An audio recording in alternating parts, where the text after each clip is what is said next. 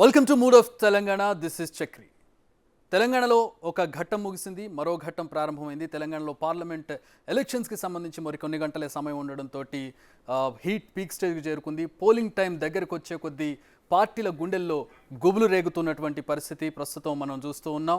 So big TV ఈ 17 parliament నియోజకవర్గాల్లో చేసినటువంటి సర్వేకి సంబంధించి అక్కడ వచ్చినటువంటి రిజల్ట్స్, అంటే అంచనాలు ఏ విధంగా ఉండబోతున్నాయి, ఫైనల్ రిజల్ట్స్ ఏ విధంగా ఉన్నాయనే దానికి సంబంధించి సర్వే బిగ్ టీవీ ఎక్స్క్లూజివ్గా చేసింది. ఈ 17 నియోజకవర్గాల్లో ఏ విధంగా ఉంది పరిస్థితి, ఏ పార్టీకి ఎడ్జ్ ఉంది, ఏ పార్టీల మధ్యలో ప్రధానమైనటువంటి పోటీ ఉంది, ఆ పార్టీకి ఎడ్జ్ ఉండడానికి అక్కడ ఉన్నటువంటి పరిస్థితులు ఏంటి, ఆ సమీకరణలు ఏంటి, అక్కడ ఉన్నటువంటి ఈక్వేషన్స్ ఏంటి, ప్రస్తుతం మనం మాట్లాడుకోబోతున్నాం.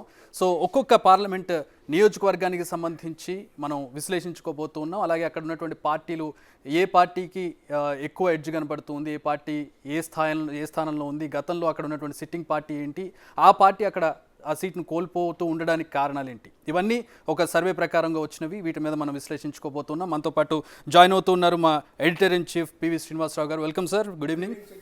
Good evening sir. సో ముందుగా మనం ఒక్కొక్క నియోజకవర్గానికి సంబంధించి మనం వెళ్దాం. సో ముందుగా ఆదిలాబాద్ నుంచి మనం స్టార్ట్ చేద్దాం. Mood of Telangana. సో 17 నియోజకవర్గాల్లో ముందుగా ఆదిలాబాద్ నియోజకవర్గం. ఇక్కడ పోటీ చేస్తున్నటువంటి అభ్యర్థులు కాంగ్రెస్ నుంచి ఆత్రం సుగుణ, బీజేపీ నుంచి గోడం నాగేష్, బీఆర్ఎస్ నుంచి ఆత్రం సక్కు. ఇక్కడ మనకి ప్రధానంగా ఆదిలాబాద్లో టఫ్ ఫైట్ కనపడుతుంది, ప్లస్ కాంగ్రెస్కి ఎడ్జ్ కనపడుతుంది. సో ఏంటి సార్ ఈ ఎడ్జ్ ఉండడానికి, కాంగ్రెస్కి ఎడ్జ్ ఉండడానికి ప్రధాన కారణాలు ఏంటి అనుకుంటున్నారు? రైట్, అంటే ఇక్కడ మనం చూస్తే కనుక ఆత్రం సుగుణ టీచర్గా ఉంది. టీచర్గా ఉంటూ మానవ హక్కుల ఉద్యమంలో పనిచేసింది. అదేవిధంగా ఆదివాసీ హక్కుల కోసం పనిచేసినటువంటి అభ్యర్థి కావటం అనేటువంటిది ఒకటి పాజిటివ్ అంశం. ఇక రెండోది కాంగ్రెస్ అధికారంలో ఉండటం అనేటువంటిది కూడా చాలా కీలకమైనటువంటి అంశం.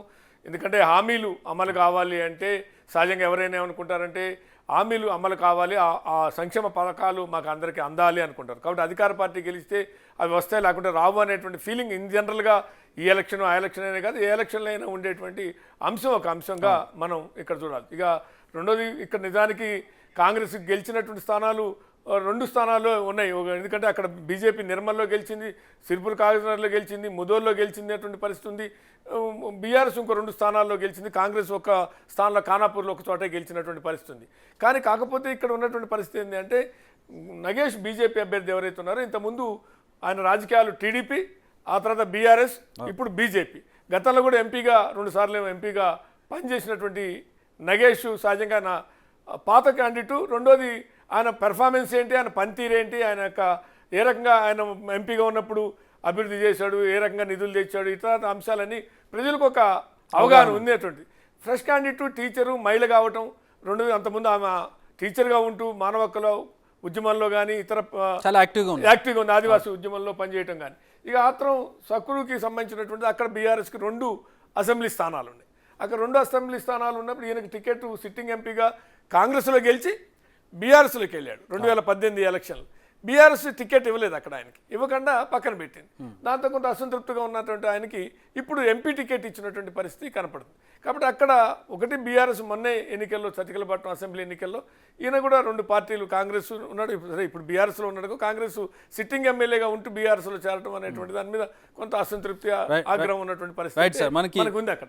మనకి సర్వేలో వచ్చినటువంటి పాయింట్స్, వాళ్ళకి ఎడ్జ్ చేకూరుస్తున్నటువంటిది పాజిటివ్ నెగటివ్స్ ఏంటో చూద్దాం. రైట్, ముందుగా బీజేపీ సిట్టింగ్ సీట్కి సంబంధించి ఇక్కడ ప్లస్ పాయింట్స్ ఏంటి, మైనస్ పాయింట్స్ ఏంటి ఒకసారి చూద్దాం. ఇక్కడ బీజేపీకి సిట్టింగ్ సీట్ ఉండడం అనేది ఎడ్జ్ పాయింట్.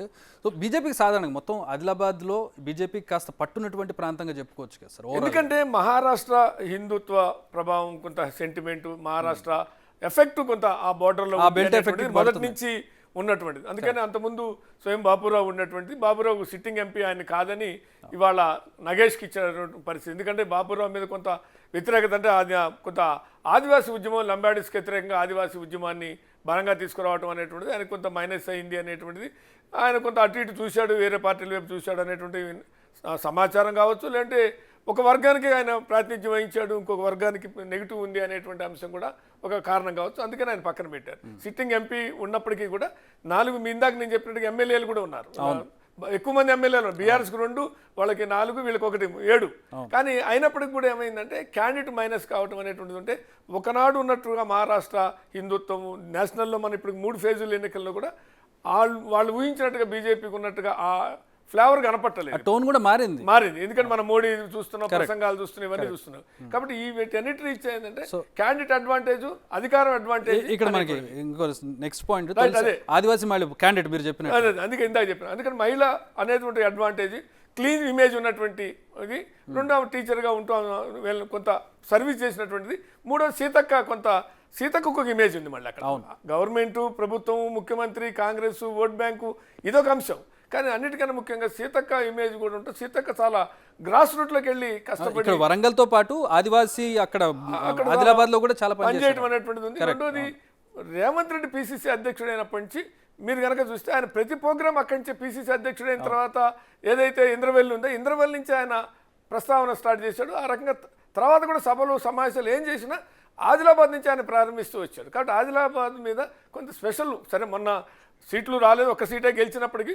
రెండోది ముఖ్యంగా ఏంటంటే బీఆర్ఎస్ నుంచి నిలబడి ఓడిపోయిన సిరిపూర్ కాగజ్నగర్ కోనప్ప కానీ, కోనేరు కోనప్ప కానీ, అదేవిధంగా నిర్మల్ నుంచి పోటీ చేసి ఓడిపోయిన మాజీ మంత్రి ఇంద్రకరణ్ రెడ్డి కానీ, ముదోల్ నుంచి పోటీ చేసి ఓడిపోయిన విఠల్ రెడ్డి కానీ, ఒక బలమైనటువంటి ఆ నియోజకవర్గాల్లో బీజేపీ గెలిచినా కానీ సెకండ్ స్థానంలో బలమైన ఓట్ బ్యాంక్ ఉన్నటువంటి లీడర్స్గా బీఆర్ఎస్లో ఉన్నటువంటి వాళ్ళ ముగ్గురు లీడర్లు కాంగ్రెస్లో చేరడం అనేటువంటిది కాంగ్రెస్కి చాలా బలం చేకూర్చింది. ఇప్పుడు మనం మూడో పాయింట్ చూస్తాం కాంగ్రెస్ ఎడ్జ్కి ఆదివాసీ ముస్లిం మహిళలు అది ఆటోమేటిక్గా ఉన్నారు. పోయినసారి ముస్లిమ్స్ ఓట్లు ఏమైందంటే ముస్లిమ్స్ ఓట్లు కొంత అటు ఇటు అయినాయి. కాంగ్రెస్ బీఆర్ఎస్ వేపుగా కొంత స్ప్లిట్ అయినాయి. కానీ ఈసారి పార్లమెంట్ ఎన్నికలు అనేటువంటి దాంట్లో వన్ సైడ్గా ఉన్నటువంటి ఆదివాసీలు సీతక్క ఉన్నటువంటి ఇమేజ్, సీతక్కకి మంత్రి కావటం, సీతక్క ఆదివాసీలకు ఉన్నటువంటి ఆ ప్రభుత్వం ఇచ్చినటువంటి ప్రయారిటీ మంత్రివర్గంలో అదొక అంశంతో అయితే ముస్లిమ్స్ ఈసారి లోక్సభ ఎన్నికలు, ఇది శాసనసభ ఎన్నికలు కాదు. కాబట్టి లోక్సభ ఎన్నికల్లో బీజేపీ ఆ పొలిటికల్ ఈక్వేషన్లో చూసినప్పుడు అవుట్ రైట్గా కాంగ్రెస్ వైపే 99% సెకండ్ ఆల్టర్నేటివ్ కాంగ్రెస్ ని చూస్తున్నారు. అది కొంత అడ్వాంటేజ్ ఆదిలాబాద్ లో మనకు కనపడుతుంది. సీతక్క ఇందాక మనం మాట్లాడుకున్నాం. సో నెక్స్ట్ పాయింట్కి వెళ్దాం.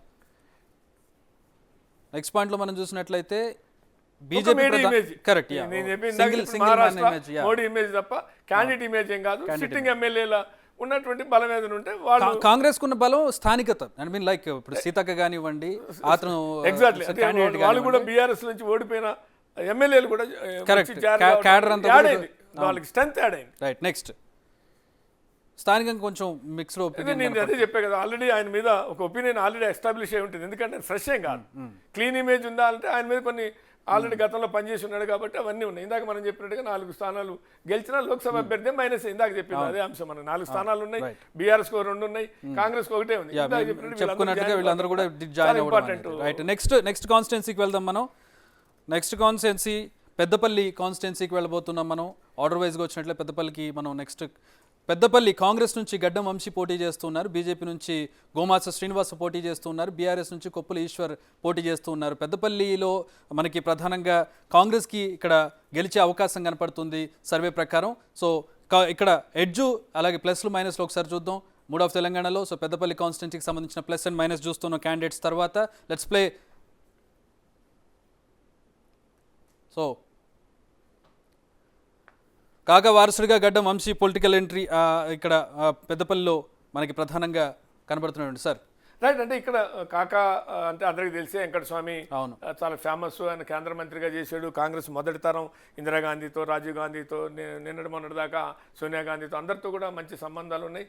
సరే మధ్యలో వివేక్ కొంత అటు ఇటు బీఆర్ఎస్ బీజేపీ అటు ఇటు పోయినా మళ్ళీ తిరిగి కాంగ్రెస్ పోటీకి రావటం, టికెట్ ఇవ్వటం, గెలవటం, అన్నదమ్ములు ఇద్దరు వివేక్ అండ్ వినోద్ ఇద్దరు కూడా అక్కడ ఉంటాం అనేటువంటిది వాళ్ళకి కాంగ్రెస్ కాకా ఇమేజ్ అనేటువంటి చాలా ఇంపార్టెంట్. రెండోది అన్నిటికన్నా ఇందాక ఉన్నట్టుగా అన్ని చోట్ల కాంగ్రెస్ ఉంది. 7 సెగ్మెంట్లు పార్లమెంటు పరిధిలోకి 7 సెగ్మెంట్లు ఉంటే 7 అసెంబ్లీలో కూడా దాదాపుగా కాంగ్రెస్ ఎమ్మెల్యేలే ఉండటం అనేటువంటిది. ప్రధానంగా కాకాకు సంబంధించినటువంటి క్యాడర్ కరీంనగర్లో పెద్దపల్లి ప్రాంతంలో బాగా వేళ్ళూనుకుపోయినటువంటి పరిస్థితి. ఎగ్జాక్ట్. అంటే వాళ్ళకంటూ కొంత ఆర్థిక బలం నుంచి ఉన్నారు కాబట్టి ఆర్థిక బలం ఉన్నటువంటిది, అంగబలం, రెండోది ఆర్థిక బలం అంగబలం ఉన్నటువంటి క్యాడర్ ఉంది. అన్నిటికన్నా ముఖ్యంగా 7 నియోజకవర్గాల్లో కాంగ్రెస్ ఎమ్మెల్యేగా ఉంటాం, యువకుడు కావటం, ఫ్రెషర్ కావటం. కొంత మైనస్ ఏదైనా ఉందంటే కుటుంబంలో ఒకరికి 3 అయ్యారు అనేటువంటి మైనస్ పాయింట్ ఉన్నప్పటికీ కూడా ఎందుకు ఒక కుటుంబం నుంచి ఇప్పుడు 2 అన్నదమ్ములు ఉన్నారు, ఇప్పుడు మళ్ళీ కాకా మనవడు కూడా వచ్చాడు ఒక కుటుంబానికి అనేటువంటి ఒక ఉన్న అది అపరాండ్ కాలేదు. ఎందుకు కాలేదంటే యువకుడుగా ఉండటం, చదువుకున్నవాడుగా ఉండటం, వీటన్నిటి వల్ల ఏమైందంటే అది కొంత వాళ్ళకి కాంగ్రెస్ క్యాడర్ బలం ఉండటము, సిట్టింగ్ ఎమ్మెల్యేలు బలం ఉండటము, ఆర్థిక బలం ఉండటము, సొంత క్యాడర్ ఉండటం, ఇవన్నీ అడ్వాంటేజ్గా అక్కడ మనకి మరొక పాయింట్ చూస్తున్నాం బొగ్గుగని కార్మిక సంఘాలకు సంబంధించి. రైట్. అందుకే ఇప్పుడు ఈ మధ్యకాలంలో బొగ్గుగని కూడా ఇన్సూరెన్స్ అనేటువంటిది ₹1 కోటి ఇన్సూరెన్స్, అంటే ప్రమాదంలో చనిపోయినా ఏదైనా ₹1 కోటి ఇన్సూరెన్స్ ప్రభుత్వం సింగరేణి యాజమాన్యం కానీ ప్రభుత్వం కానీ ₹1 కోటి ఇన్సూరెన్స్ చేయటం, గతంలో సింగరేణి కార్మిక సంఘాలన్నిటి కూడా బీఆర్ఎస్ వాటిని నిర్వీర్యం చేయటం, దాంట్లో పెద్ద ఎత్తున సింగరేణిలో ప్రైవేటీకరణ, బీజేపీ మీద ఉన్నటువంటి విమర్శ ఏంటంటే సింగరేణిని ప్రైవేటీకరణ చేస్తుంది అనేటువంటిది. ఇక్కడ కేసీఆర్ ముఖ్యమంత్రిగా ఉన్నప్పుడు 10 సంవత్సరాల కాలంలో సింగరేణి యాజమాన్యం అక్కడ జరిగిన అక్రమాలు, అవినీతి, యూనియన్ బీఆర్ఎస్ అధికారంలో ఉన్నటువంటి సందర్భంగా యూనియన్ వీటన్నిటి మీద కార్మికులు విసిగి వేసారిపోయి ఉన్నారు. కాబట్టి కాంగ్రెస్కు సానుకూలంగా ఉన్న పరిస్థితి అయితే మీరు ఇందాక చెప్పినట్టు. నెక్స్ట్ పాయింట్కి వెళ్దాం. సో నెక్స్ట్ పాయింట్ చూసినట్లయితే మంత్రి శ్రీధర్ బాబు అన్ని తానే చూసుకుంటున్నటువంటి. ఎస్, ఇక శ్రీధర్ బాబు అంటే ఇన్ఛార్జిగా ఉన్నాడు. శ్రీధర్ బాబుకి కూడా ఒక ఇమేజ్ ఉంది, ఒక క్లీన్ ఇమేజ్ ఉన్నటువంటి వ్యక్తి, కాంగ్రెస్లో సీనియర్, ఏఐసిసి సెక్రటరీ.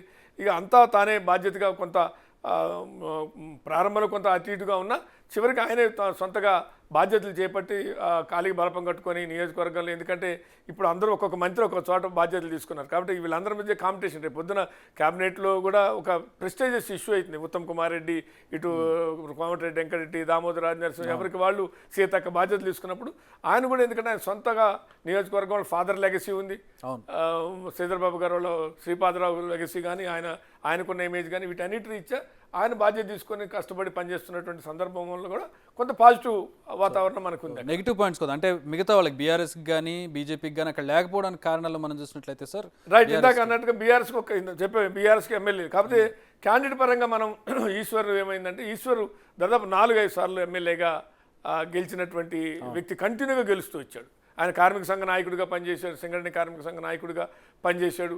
తర్వాత ఆయన తెలుగుదేశంలో చేరాడు. తర్వాత ఉద్యమ సమయంలో బీఆర్ఎస్ పెట్టగానే బీఆర్ఎస్లో ఉన్నాడు. ఎప్పుడు ఓటమి చూడాలి. మొన్న 23లో ఓటమి తప్ప ఇప్పటివరకు ఎప్పుడు ఓటమి చూడకుండా గెలుస్తూ వచ్చాడు. కాబట్టి కొంత వ్యక్తిగతంగా ఆయనకున్న ఇమేజ్ తప్ప బీఆర్ఎస్కి ఉన్న డిసడ్వాంటేజ్ ఏంటంటే ఒక ఎమ్మెల్యే లేకపోవడం. వ్యక్తిగతంగా ఉన్న ఇమేజ్ ఏంటంటే కొంత క్లీన్ ఇమేజ్ ఉన్నవాడుగా, ఎప్పుడు ఓటమి చూడకుండా గెలుస్తూ వచ్చినటువంటి వ్యక్తిగా మంత్రిగా పనిచేశాడు. మొన్నటిదాకా మంత్రిగా పనిచేయడం వల్ల ఆయన కొద్దిగా కాంగ్రెస్ కున్న బలం ముందు ఆ బలం సరిపోవట్లేదు. ఇక మాలమాదిగ నేతగా సామాజిక వర్గం, ఇందాక నేను చెప్పినట్టుగా ఏంటంటే సామాజిక సమీకరణలు కూడా ఉంటాయి. సరే, అక్కడ మాల ఉంటుంది, మాదిగ ఉంటుంది, నేతగానే ఉంటుంది, 3 కూడా హోరావరిగా ఉన్నట్టు ఉంటాయి. కానీ ఇప్పుడు ఈ క్యాస్ట్ ఈక్వేషన్ పెద్దగా వర్కౌట్ కాదు, ఎందుకంటే క్యాండిడేట్లు కులము అనేటువంటి చాలా తక్కువ ఉంది, ఏదో రేర్ సందర్భంలో కాబట్టి. కాబట్టి అన్ని సామాజిక వర్గాలు అధికార పార్టీ వైపుగా చూసే అవకాశాలు ఉంటాయి. ఎందుకంటే ఇందాక నేను చెప్పిన సంక్షేమ పథకాలు వాళ్ళు పొందాలని ఇప్పుడు అధికారంలో ఉన్న పార్టీ వాళ్ళు గెలిస్తే సహజంగా. నెక్స్ట్ కాన్స్టిట్యున్సీకి వెళ్దాం, కరీంనగర్ కాన్స్టిట్యున్సీ.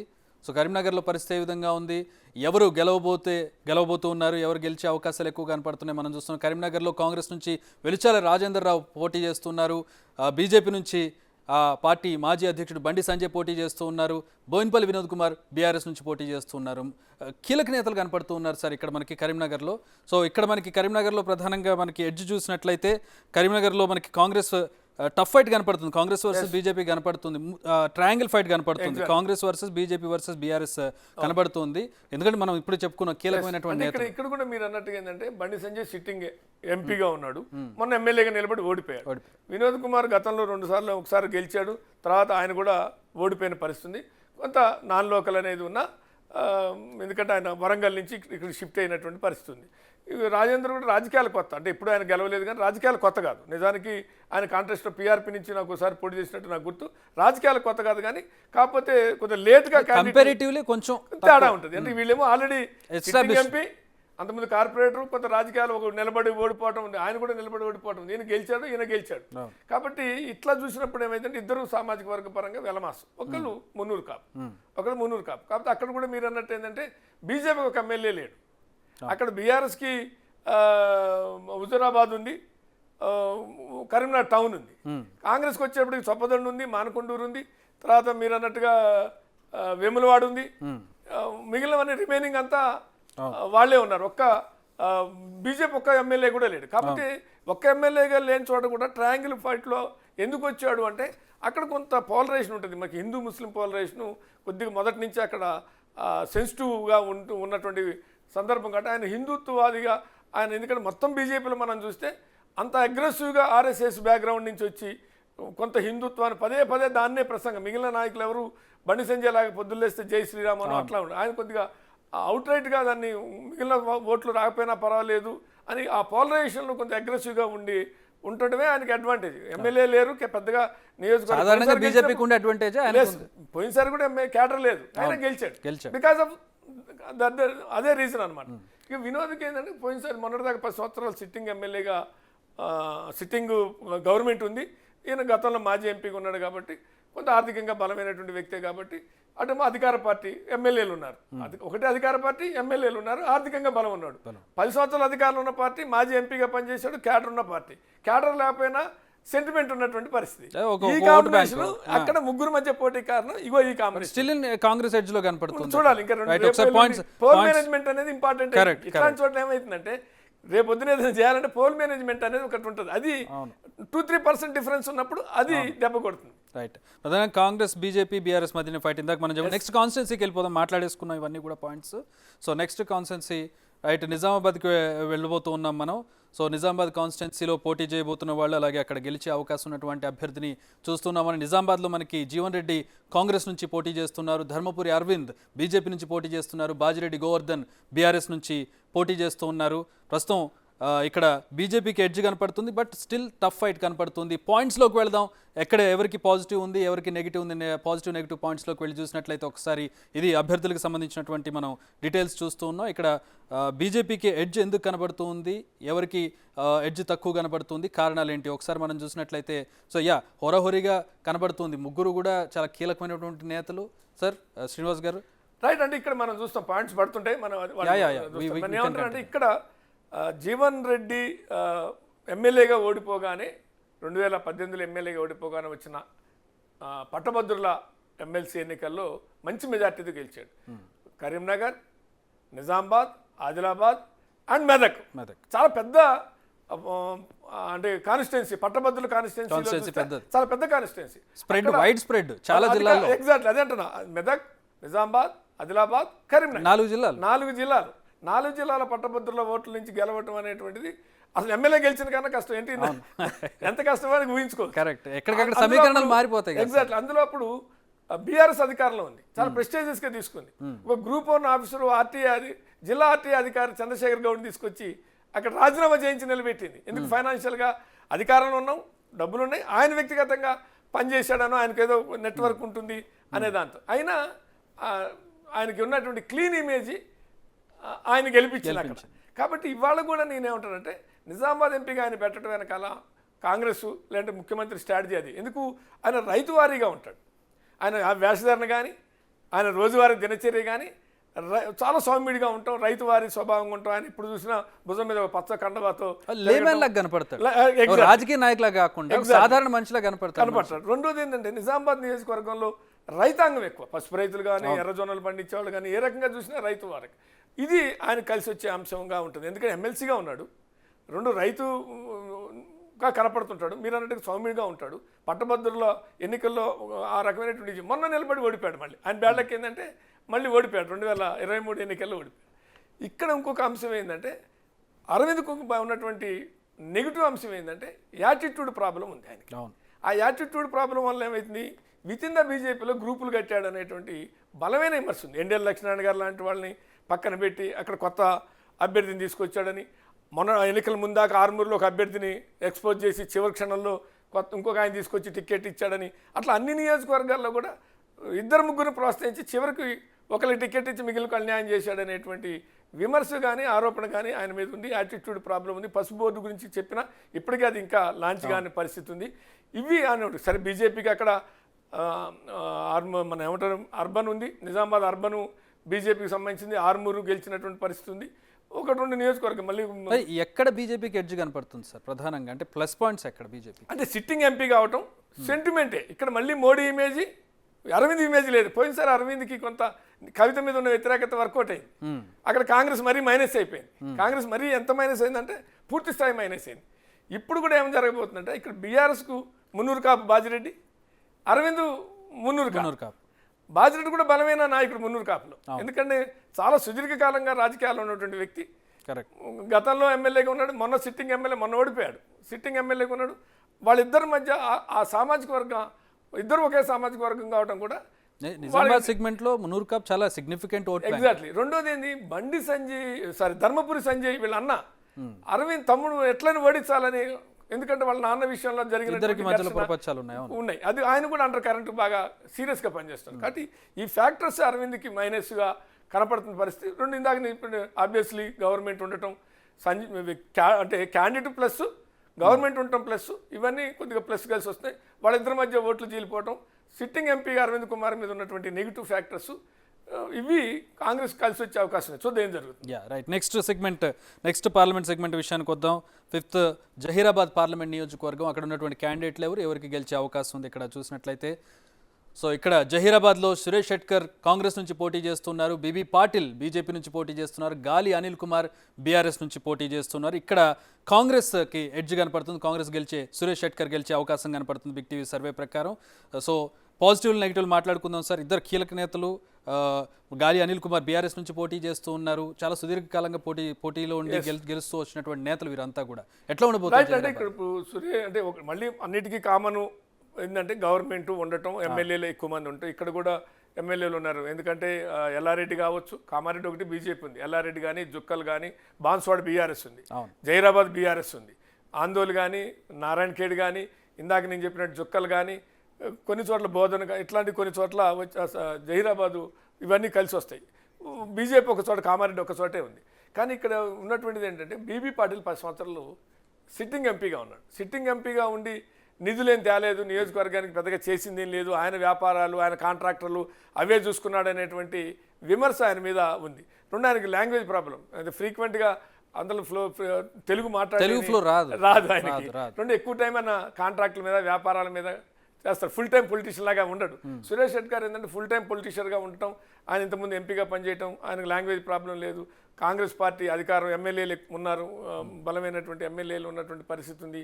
కాబట్టి ఆ రకంగా చూసినప్పుడు సురేష్ షెట్కర్ అక్కడ ఈజీ ఉంటుంది. అనిల్కి ఏంటంటే అక్కడ ఎమ్మెల్యేలు ఒక ఇద్దరు ఎమ్మెల్యేలు ఉన్నారు, బాన్స్వాడ పోచారం శ్రీనివాసరెడ్డి ఉన్నాడు, జహీరాబాదు ఉన్నటువంటి ఇద్దరు ఎమ్మెల్యేలు ఉన్నప్పటికీ కూడా వాళ్ళకి ఉన్నటువంటి క్యాండిడేట్ వీక్ కొంత. అంతకుముందు కాంగ్రెస్లో ఉన్నాడు, అంతకుముందు బీఆర్ఎస్లో ఉన్నాడు, మళ్ళీ కాంగ్రెస్కి వచ్చాడు, మధ్యలో బీజేపీలో చేరి టికెట్ కోసం ట్రై చేశాడు, నర్సాపూర్ టికెట్ రావడంతో మళ్ళీ బీఆర్ఎస్లోకి వెళ్ళాడు, బీజేపీ నుంచి బీఆర్ఎస్లోకి వెళ్ళి చాలా మారాడు. కాబట్టి పరంగా 10 సంవత్సరాలు ఎంపీ ఉన్నాడు, ఆయన మాజీ ఎంపీగా ఉన్నాడు, ఇద్దరు ఒకే సామాజిక వర్గం, లింగాయత్. అది చూడాలి. జహీరాబాద్ లో ఇక్కడ కొంత కాంగ్రెస్ కి. నెక్స్ట్ కాన్స్టిట్యున్సీకి వెళ్దాం మనం. నెక్స్ట్ పార్లమెంట్ కాన్స్టిట్యున్సీ మెదక్ నియోజకవర్గం. సో జహీరాబాద్ నుంచి మెదక్ వెళ్ళబోతున్నాం. సో ఒకసారి మనం సమరైజ్ చేసుకుందాం పాయింట్స్ అన్ని కూడా, జహీరాబాద్ పాయింట్స్ అన్ని కూడా ఒకసారి సమరైజ్ చేసుకున్న తర్వాత మెదక్కి వెళ్దాం. సో ఒకసారి ప్లే చేద్దాం జహీరాబాద్ పాయింట్స్ అన్ని కూడా. ఆల్రెడీ శ్రీనివాస్ గారు ఇప్పుడు ఎక్స్ప్లెయిన్ చేశారు.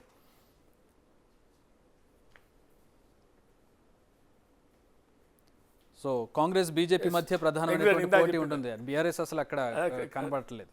సో మూవింగ్ ఆన్ ఫార్వర్డ్, 2009లో ఎంపీగా పోటీ చేశారు ఆయన. షెట్కర్కి అనుభవం ఉండడంతో ఆయనకి అక్కడ బలంగా ఉన్నటువంటి క్యాండిడేట్గా మనకు కనబడుతుంది. ఇందాక మీరు చెప్పినట్లు ప్రభుత్వం ఉంది కాబట్టి పథకాలు కలిసి వచ్చే అవకాశం ఉంటుంది లింగాయత్ సామాజిక వర్గం. కాకపోతే వీళ్ళిద్దరి మధ్యలో కొంచెం అటు ఇటు షేర్ అయ్యే అవకాశం ఉంటుంది. బీబీ పాటిల్ ఆల్రెడీ గెలిచి వచ్చినారు కాబట్టి, సిట్టింగ్ ఉన్నారు కాబట్టి అభివృద్ధి చేయకుండా కాంట్రాక్టులు తెచ్చుకున్నారు, కొంచెం దూరంగా ఉంటారనే ఒక నెగిటివ్. సో నెక్స్ట్ పార్లమెంట్ సెగ్మెంట్కి వెళ్దాం మనం. నెక్స్ట్ మనకి మెదక్ పార్లమెంట్ నియోజకవర్గం చాలా హాట్ సీట్గా చెప్పుకోవచ్చు. మెదక్ పార్లమెంట్ నియోజకవర్గాన్ని, పార్లమెంట్ ఇక్కడ పోటీ చేస్తున్న వాళ్ళు అక్కడ గెలిచే అవకాశం ఎవరికి ఉందనేది ఒకసారి చూద్దాం మనం. మెదక్ నుంచి నీలం మధు కాంగ్రెస్ నుంచి పోటీ చేస్తున్నారు, రఘునందన్ రావు బీజేపీ నుంచి పోటీ చేస్తున్నారు, బీఆర్ఎస్ వెంకటరామరెడ్డి పోటీ చేస్తున్నారు. చాలా hot seat sir Medak. Right. అవి అంటే మన పాయింట్స్ ఏవైతే డిస్ప్లే పీసీఆర్ మీరు పాయింట్స్ డిస్ప్లే చేస్తుండండి.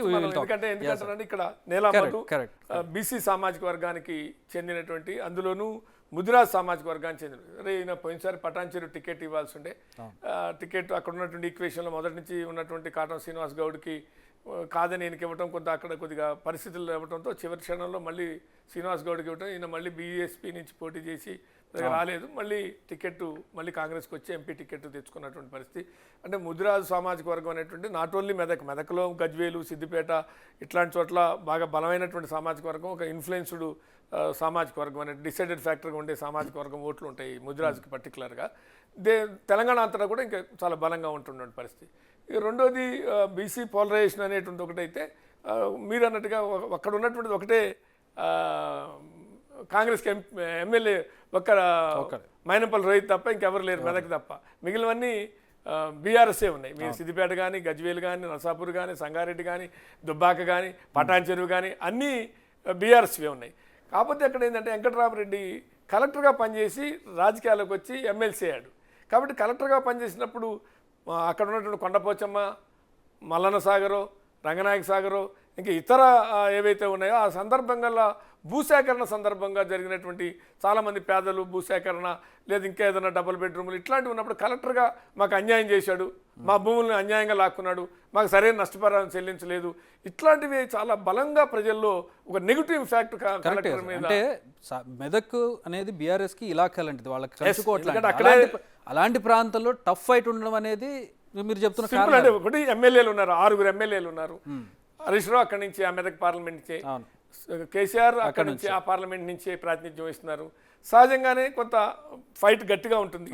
ఆర్థికంగా చాలా బలమైన రాజపుష్ప అనేటువంటి పెద్ద కోట్ల రూపాయలు టర్న్ ఓవర్ చేసేటువంటి కంపెనీకి ఆయన ఓనరు, కలెక్టర్గా పనిచేశాడు. కలెక్టర్గా పనిచేసినప్పుడు ఉన్నటువంటి డిసడ్వాంటేజెస్, ప్రజల వ్యతిరేకత ఇవాళ ఆయనకి కొంత నెగిటివ్ ఉంది. సరే ఫైనాన్షియల్గా బలంగా ఉన్న ఇక హరీష్ రావు భుజం మీద వేసుకొని, ఎందుకంటే రేపు అక్కడ ఓడిపోతే హరీష్ రావు కూడా పొలిటికల్ కెరియర్కి చాలా తీవ్రమైన ఎఫెక్ట్. అక్కడ రఘునందన్కు ఉన్నటువంటిది అంటే రఘునందన్ వ్యక్తిగత ఇమేజ్, ఎందుకంటే దుబ్బాకలో మనం గెలిచినా, బై ఎలక్షన్లో గెలిచినా వ్యక్తిగత ఇమేజ్తో గెలిచాడు. అక్కడ మళ్ళీ మొన్న ఓడిపోయాడు 2023లో. ఎందుకు అంటే గెలిచిన తర్వాత చాలా హామీలు ఇచ్చాడు కానీ ఏమీ చేయలేకపోయాడు. దాంతో 23కి వచ్చేటికి మళ్ళీ కొత్త ప్రభాకర్ రెడ్డి దుబ్బాకలో గెలిచాడు, బీఆర్ఎస్ గెలిచింది. కాబట్టి మళ్ళీ ఇప్పుడు ఏమైందంటే మోడీ ఇమేజీ, రఘునందన్ ఇమేజే తప్ప క్షేత్రస్థాయిలో క్యాడర్ లేదు. సమస్య ఏంటంటే క్షేత్రస్థాయిలో పోల్ మేనేజ్మెంట్ క్యాడర్ లేదు. కాంగ్రెస్కు ఉన్నది ఏంటంటే గవర్నమెంట్ ఉండటం, ఒక్క ఎమ్మెల్యేనే ఉండటం, కాదు కొంతమంది జాయిన్ అయ్యారు.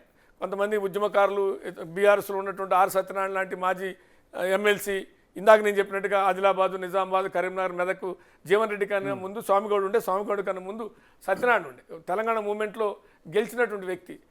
మొన్నటిదాకా పబ్లిక్ సర్వీస్ కమిషన్ మెంబర్గా ఉన్నాడు. ఆయన లేటెస్ట్గా 4 రోజుల క్రితం కాంగ్రెస్లో చేరాడు. ఇట్లా కొంత చేరికల వల్ల కాంగ్రెస్కి సామాజిక వర్గం బలం, అధికారం బలం, పథకాల బలం, కొంతమంది ఉద్యమకారులు బీఆర్ఎస్ వాళ్ళు చేరడం అనేటువంటిది ఒక బలం. రఘునందన్కి ఏమో వ్యక్తిగత ఇమేజ్, మోడీ ఇమేజ్, హిందుత్వవాదం తప్ప మరొకటి క్షేత్రస్థాయిలో కేటలేదు. టీఆర్ఎస్ పార్టీకి ఏంటంటే ఎమ్మెల్యేల బలం, బేసిక్గానే వాళ్ళకి అక్కడ క్యాడర్ ఉంటుంది కాబట్టి. సో మెదక్లో టఫ్ ఫైట్ ఉన్నప్పటికీ ఎడ్జ్ బీఆర్ఎస్కి కనపడుతున్నటువంటి పరిస్థితి. ఇక నెక్స్ట్ హాట్ సీట్ మల్కాజ్గిరికి రాబోతున్న మల్కాజ్గిరి పార్లమెంట్ సెగ్మెంట్లో అభ్యర్థులు, అలాగే గెలిచే అవకాశం ఉన్నటువంటి పార్టీ మనం చూస్తూ ఉన్నాం. మల్కాజ్గిరిలో సునీతా మహేందర్ రెడ్డి కాంగ్రెస్ నుంచి పోటీ చేస్తున్నారు, ఈటల రాజేందర్ బీజేపీ నుంచి పోటీ చేస్తున్నారు, రాగిడి లక్ష్మారెడ్డి బీఆర్ఎస్ నుంచి పోటీ చేస్తున్నారు. మల్కాజ్గిరిలో ఎడ్జ్ బీజేపీకి కనపడుతుంది, కాంగ్రెస్ వర్సెస్ బీజేపీ ప్రధానమైనటువంటి పోటీ కనపడుతుంది. రైట్. ఇక్కడ కూడా ఏంటంటే ఈటల రాజేందర్కు ఉన్న అడ్వాంటేజ్ ఏంటంటే ఈటల రాజేందర్కు కొంత స్టేచర్ పెద్దగా ఉంది. వీళ్ళతో పోల్చుకున్నప్పుడు, సునీతతో పోల్చుకున్నప్పుడు, లక్ష్మారెడ్డితో పోల్చుకున్నప్పుడు స్టేచర్ కొంత పెద్దది. ఎందుకంటే మంత్రిగా పనిచేశాడు, 4 సార్లు గెలిచాడు. సామాజిక, ఇందాక చెప్పినట్టుగా ముదిరాజ్ సామాజిక వర్గానికి చెందినవాడు, తెలంగాణ ఉద్యమంలో చాలా కీలక పాత్ర పోషించాడు. అన్యాయంగా కేబినెట్ నుంచి పంపించేశారనేటువంటి ఉంది. మొన్న 2 చోట్ల పోటీ చేసి ఓడిపోయాడు. బై ఎలక్షన్లో కేసీఆర్ చాలా పట్టుదలతో ఈయన ఓడించడానికి దళిత బంధు లాంటివి అనేక తెచ్చినా అయినా అక్కడ ఉన్నటువంటి సానుభూతితో గెలిచాడు. కానీ మళ్ళీ జనరల్ ఎన్నికలకు వచ్చేటికి 2 చోట్ల పోటీ చేశాడు. హుజరాబాద్ పోటీ చేశాడు, గజ్వేల్ పోటీ చేశాడు. 2 చోట్ల ఓడిపోయినటువంటి పరిస్థితి కనపడుతుంది. కానీ ఇప్పుడు ఇక్కడ ఏమైందంటే ఆయనకి ఆ మల్కాజ్గిరి అనేటువంటిది కొంత బాగా పెద్ద అంటే దేశంలోనే పెద్ద పార్లమెంట్ కావటం, అక్కడ కొంత అనేక అంటే మేము ఏమంటాం మల్టీ మెట్రోపాలిటన్ సిటీ లాగా ఆంధ్ర ఉంటుంది, గుజరాతీలు ఉంటారు, మార్వాడీలు ఉంటారు, చాలా చాలా మిక్స్డ్గా ఉంటుంది. కాబట్టి అది కొంత బీజేపీకి అడ్వాంటేజ్ ఉన్నటువంటి కాన్స్టిట్యున్సీ కొద్దిగా ఉంది. పోయినసారి రేవంత్ రెడ్డికి కూడా ఒక ప్రశ్నించే గొంతుగా అనేటువంటి దాన్ని ఆయన్ని గెలిపించారు. ఇక్కడ సునీతకు ఉన్న అడ్వాంటేజ్ ఏంటంటే ఆమె కూడా రంగారెడ్డి జిల్లా, ఉమ్మడి రంగారెడ్డి జిల్లా జెడ్పీ చైర్మన్ చేసింది. వారి భర్త మహేందర్ రెడ్డి మంత్రిగా పనిచేశాడు. తెలుగుదేశం నుంచి ఉన్నటువంటి సీనియర్ నాయకుడు, కొంత పట్టు ఉన్నటువంటి నాయకుడు, ఆర్థికంగా బలమైనటువంటి నాయకుడు. కాంగ్రెస్కు ఉన్నటువంటి ఒక్క సీటు అక్కడ పెద్దగా లేదు, ఒక్కడ కూడా లేదు, అన్ని బీఆర్ఎస్కే ఉన్నాయి. విచిత్రం ఏంటంటే ఇక్కడ మల్కాజ్గిరి పరిధిలో ఉన్నవన్నీ బీఆర్ఎస్ ఎమ్మెల్యేలు, కానీ బీఆర్ఎస్ థర్డ్ ప్లేస్. అవును, బీజేపీకి లేదు, కాంగ్రెస్కి కనీసం అధికారం ఉంది, పథకాలు ఉన్నాయి. ఇక్కడ బీజేపీకి అధికారం లేదు, పథకాలు లేవు, ఏమి లేదు. Only Modi still image, BJP కి edge ఈటెల రాజేంద్ర ఇమేజ్ తప్ప ఇంకేమీ లేని పరిస్థితి. కాబట్టి ఇక్కడ ఇంకొకటి కూడా ఏమైందంటే ఈ మధ్యకాలంలో బాగా ట్రోల్ అయింది, మీరు కూడా చూసి ఉంటారు. మల్లారెడ్డి ఎదురుగానే నువ్వు గెలుస్తున్నావు అని చెప్పడం అనేటువంటిది. దాని ముఖ్యమంత్రి కూడా వీళ్ళిద్దరి మధ్య మ్యాచ్ ఫిక్సింగ్, కావాలనే బలహీనమైన క్యాండిడేట్ని పెట్టాడు. 5-6 చోట్ల బలహీనమైన క్యాండిడేట్ని పెట్టాడు. వరంగల్ ఒకటి, మల్కాజిగిరి ఒకటి, ఇట్లాంటి కొన్ని కాన్స్టిట్యున్సీల పేర్లు చెప్పి ఇట్లాంటి చోట్ల కావాలని బలహీనమైన క్యాండిడేట్ని పెట్టాడు. ఇద్దరి మధ్య మ్యాచ్ ఫిక్సింగ్ ఉందా లేదా అది వాళ్ళ కాంగ్రెస్ ముఖ్యమంత్రి చేసిన ఆరోపణ. కానీ ఏమైందంటే మల్లారెడ్డి ఆ మాట మాట్లాడటం, అక్కడ క్యాండిడేట్ చూస్తే కూడా చాలా వీక్గా ఉంటాం. 7 ఎమ్మెల్యేలు ఉంచుకొని క్యాండిడేట్ బలహీనంగా ఉంటాం. ఇది ఎంత విచిత్రం. క్యాండిడేట్ అనే పోటీ వీళ్ళిద్దరు అనూహ్యంగా మల్లారెడ్డి తప్పుకోవడం, మల్లారెడ్డి అల్లుడు తప్పుకోవడం, మల్లారెడ్డి గారిని మొత్తం కాబట్టి ఈ కాంటెస్ట్ లో చూసినప్పుడు ఇర్రెలెవెన్స్ అయిపోయింది బీఆర్ఎస్. పోటీ కాంగ్రెస్ బీజేపీ మధ్య ఉంది. పోల్ మేనేజ్మెంట్ ఏమైతుంది అనేది అది ఇంపార్టెంట్, అది చూడాలి, డిసైడింగ్ ఫ్యాక్టర్ అవుతుంది. నెక్స్ట్ కీలకమైనటువంటి పార్లమెంట్ సికింద్రాబాద్ పార్లమెంట్ నియోజకవర్గం. రైట్, సికింద్రాబాద్ పార్లమెంట్ నియోజకవర్గం నుంచి ఎవరెవరు పోటీ చేస్తున్నారు ఒకసారి చూసినట్లయితే దాన నాగేందర్ కాంగ్రెస్ నుంచి పోటీ చేస్తున్నారు, ఇటీవలే ఆయన చేరారు. బీజేపీ నుంచి కిషన్ రెడ్డి కేంద్ర మంత్రి పోటీ చేస్తున్నారు. పద్మారావు గౌడ్ మాజీ మంత్రి పద్మారావు గౌడ్ బీఆర్ఎస్ నుంచి పోటీ చేస్తున్నారు. So let's play the plus and minus points. ఇక్కడ ఎడ్జ్ సికింద్రాబాద్లో మనకి సికింద్రాబాద్ నుంచి పోటీ చేసినటువంటి అభ్యర్థులను మనం చూసాం. సికింద్రాబాద్ నుంచి ఎడ్జ్ కాంగ్రెస్ వర్సెస్ బీజేపీగా ఉంది. ఏ ఒక్క పార్టీకి ఒక సైడ్గా ఇవ్వలేదు. సార్, కాంగ్రెస్ వర్సెస్ బీజేపీ ఇక్కడ కూడా ఇందాక నేను చెప్పినట్టుగా మల్కాజిగిరి కానీ సికింద్రాబాద్ కానీ మీరు అంటూ నార్త్ వాళ్ళు ఇక్కడ ఉండటం, మిక్స్డ్గా ఉండటం, ఇవన్నీ ఉన్నాయి. రెండోదిగా ఇక్కడ కాకపోతే ఏంటంటే పద్మారావు చీల్చే ఓట్లు అది కాంగ్రెస్కి అడ్వాంటేజ్ అయ్యే అవకాశాలు ఉన్నాయి. పద్మారావు ఎంత ఓట్లు చీలుస్తాడు అనేటువంటి. రెండోది కిషన్ రెడ్డి మీద ఎందుకు విత్ ఇన్ ద క్యాడర్లో కొంత అసంతృప్తి ఉంది. వ్యతిరేకత అనే పదం వాడను కానీ అసంతృప్తి ఉంది. ఏనేం పట్టించుకోలేదు, మమ్మల్ని ఎవరేం పట్టించుకున్నారు. కొంతమంది క్యాడర్తో మేము అక్కడ ఇక్కడ కలిసినప్పుడు ఏముందన్న, ఏం పట్టుకు గెలిచి కేంద్ర మంత్రి ఏం చేసిండు అనేటువంటి ఒక నిరాసక్తత, ఒక అసంతృప్తి, ఒక అసహనం వ్యక్తం చేసిన సందర్భాలు ఉన్నాయి. ఇక్కడ కూడా గమ్మత్ ఏంటంటే ఇప్పుడు ఇందాక మనం చెప్పినట్టు క్రిస్టియన్ ఓట్ బ్యాంక్ కానీ ముస్లిం ఓట్ బ్యాంక్ కానీ సాలిడ్గా కాంగ్రెస్ పడే అవకాశం కనపడుతుంది. ఎందుకంటే బీఆర్ఎస్ ఇర్రెలెన్స్ అయిపోతుంది. ఎందుకంటే వాళ్ళకి బీజేపీ గెలవకూడదు అనుకుంటాయి ఈ రెండు సామాజిక వర్గాలు. సైద్ధాంతికంగా కొంత బీజేపీకి వ్యతిరేకంగా ఉంటాయి క్రిస్టియన్ అండ్ ముస్లిమ్స్. ఈ రెండు చాలా బలంగా ఎట్టి పరిస్థితుల్లో కిషన్ రెడ్డి గెలవకూడదు అనుకున్నప్పుడు కాంగ్రెస్కే గెలిచే ఆల్టర్నేటివ్ కాంగ్రెస్ పార్టీకి. ఇక్కడ దాన నాగేంద్ర ఫ్యాక్టర్ ఎట్లా పనిచేస్తుంది సార్? ఇటీవల చేరారు ఆయన. అదే అందుకని దాన నాగేంద్ర ఏంటంటే దాన నాగేంద్ర ఒక సీనియర్ కావటం కొద్దిగా ఆయనకి ఏంటంటే ఈ పోల్ మేనేజ్మెంట్ అనేది ఇంపార్టెంట్. సరే, ఆర్థికంగా బలంగా ఉండటం అనేటువంటిది ఒకటి, ఉన్న దాంట్లో ఆయనకు చేరటం, ఆయన క్యాండిడేట్ ఇవ్వటం. అంతకుముందు బొంతురామ్మోహన్ మాజీ మేయర్ చేరాడు, ఆయనకు టికెట్ అనుకున్నారు. చివరి క్షణంలో అనూహ్యంగా దాన నాగేంద్ర ఎజెండా మీదకి రావడం, దాన నాగేంద్ర క్యాండిడేట్గా కావటం అనేటువంటిది. మున్నూరు కాపు అనేటువంటిది ఒకటి ఆయనకి. మున్నూరు కాపు ఓట్ బ్యాంక్ ఒకటి, క్రిస్టియను, నేను చెప్పిన ముస్లిం మైనార్టీ, స్లమ్స్ మీద కొంత అవగాహన. ఎందుకంటే మంత్రిగా పనిచేశాడు, 4 సార్లు ఎమ్మెల్యేగా గెలుచుకుంటూ వచ్చాడు. కాబట్టి ఆసిఫాబాద్ నుంచి ఒకసారి గెలిచాడు, ఇట్లా ఖైరతాబాద్ నుంచి గెలిచాడు. కాబట్టి ఆయనకి స్లమ్స్ మీద ఉన్నటువంటి పట్టు ఈ రెండు సామాజిక వర్గాలు అడ్వాంటేజ్ అవుతుంది. కిషన్ రెడ్డి మీద ఉన్న వ్యతిరేకత కొంత డిసడ్వాంటేజ్ అవుతుంది. పద్మారావు చీల్చే ఓట్లు కాంగ్రెస్కి అడ్వాంటేజ్ అవుతుంది. ఇగో ఈ ఈక్వేషన్స్లో అక్కడ అంతిమంగా పోల్ మేనేజ్మెంట్ మీద డిపెండ్ చూడాలి. సో నెక్స్ట్ కాన్స్టిట్యున్సీ విషయానికి వద్దాం. హైదరాబాద్ కాన్స్టిట్యున్సీ. హైదరాబాద్ ఎప్పటి నుంచో ఎంఐఎంకి కంచుకోటగా ఉంది. ఈసారి అక్కడ మాధవీలత పోటీ చేస్తున్నారు, చాలా అగ్రెసివ్గా పోటీలే వెళ్తున్నారు. ఇక్కడ మనకి 4 పార్టీలు, మొత్తం మనం అన్ని దగ్గరలో కూడా 3 చూసుకుంటూ వస్తున్నాయి. ఇక్కడ 4 పార్టీలు. కాంగ్రెస్ నుంచి సమీర్ అలీవుల్లా, అలాగే బీజేపీ నుంచి మాధవీలత, బీఆర్ఎస్ నుంచి గడ్డం శ్రీనివాస్ యాదవ్ పోటీ చేస్తున్నారు, అసదుద్దీన్ ఓవైసీ ఎంఐఎం నుంచి పోటీ చేస్తూ ఉన్నారు. So positives and negatives play చేద్దాం. సో సార్, ఈసారి అంటే ఎప్పుడూ కూడా ఎంఐఎం అని అనుకునేవాళ్ళు, కానీ ఈసారి వార్తల్లో మాధవీలత నిలిచి అంటే మాధవీలత ఏంటంటే ఆమెకి ఏదో ఇక్కడ హాస్పిటల్స్, కొంత ఫైనాన్షియల్గా ఉంది, కొంత లాంగ్వేజ్ అగ్రెసివ్గా ఉంటుంది, యాక్టివ్ ఉమెన్ కావటము, ఈ మధ్యకాలంలో ఆప్కే అదాలత్ లాంటి ఇంటర్వ్యూలతో కొంత ఫేమ్ కావటము, ఇవన్నీ మన సోషల్ మీడియాలో చాలా యాక్టివ్గా ఉండటం, ఇవన్నీ ఉన్నాయి. కానీ అవి అక్కడ ఆల్రెడీ సాలిడ్ ముస్లిం vote bank, Hindu vote bank ఉన్న రాజాసింగ్ అసంతృప్తితో ఉన్నాడు. మొన్న ఎప్పుడో అమిత్ షా వచ్చిన రోజు తప్ప ఎప్పుడు పెద్దగా ఆయన ఎక్కడ ప్రచారం చేస్తున్నట్టు గెలిపిమని తిరిగినట్టుగా నాకైతే కనపడలేదు. అక్కడేమో ఎమ్మెల్యే లేరు, ఎవరికి లేరు. స్టేట్మెంట్స్ కూడా ఇచ్చారు అదే అంటాను. అక్కడేమో కాంగ్రెస్కి ఎమ్మెల్యే లేరు, బీజేపీకి ఒక రాజాసింగ్ ఉండే, రాజాసింగ్ ఏమో పట్టించుకోని పరిస్థితి ఉంది. కాబట్టి అక్కడ ఉన్నటువంటి దాంట్లో మనం చూస్తుంటే ఒక్కసారి గమ్మత్తుకుంటే మనం కొల్లాపూర్ అయితే అసలు బర్లక్క గెలుస్తుందా అన్నంత హడావిడి సోషల్ మీడియాలో చూసాం. దాన్ని చూస్తే మాధవీలత కూడా అద్భుతంగా కనపడుతుంటది. అసలు రోజు మధ్యకాలంలో ఎక్కడో హనుమాన్ జయంతి అప్పుడు ఇట్లా అంటాం అవన్నీ చూస్తాయి. కానీ అవి ఎలక్షన్స్ ఎంటైర్ డిఫరెంట్ ఎలక్షన్స్ కాబట్టి అది అల్టిమేట్ గా ఎంఎంకి ఖాతాలో ఎవరైనా బై డిఫాల్ట్ వేస్తారు. ఓట్ పర్సెంటేజ్ ఏమన్నా పెరిగే ఛాన్స్ అంటే ఇక్కడ ఒకటి గుర్తుకో, ఇప్పుడు ఇక్కడ సరే ఎంఐఎం హైదరాబాద్ కాన్స్టిట్యున్సీ సందర్భంగా చర్చ వచ్చింది, కానీ ఓవరాల్గా ఎందుకు ఓటింగ్ పర్సెంట్ అనేది మనం 1, 2, 3 ఫేజులు చూసాం.